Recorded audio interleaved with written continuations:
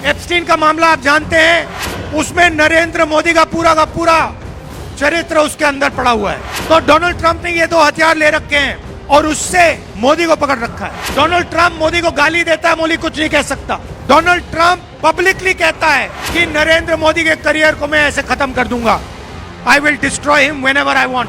और फिर ट्वीट में कहता है Narendra Modi calls me sir, मुझे सर बुलाता है हिंदुस्तान का प्रधानमंत्री। अब इधर आपके मिनी नरेंद्र मोदी बैठे हुए हैं, असम के चीफ मिनिस्टर, जो हिंदुस्तान के सबसे भ्रष्ट करप्ट चीफ मिनिस्टर हैं। पूरी दुनिया जानती है, आप ही जानते हो। इसका कंट्रोल नरेंद्र मोदी अमित शाह के हाथ में है। अगर नरेंद्र मोदी कहे इसको कि भैया जंप मारो, तो ये जंप मारेगा। अगर नरेंद्र मोदी इसे कहे कि अमित शाह का पैर पकड़ो, ये अमित शाह के पैर पकड़ेगा।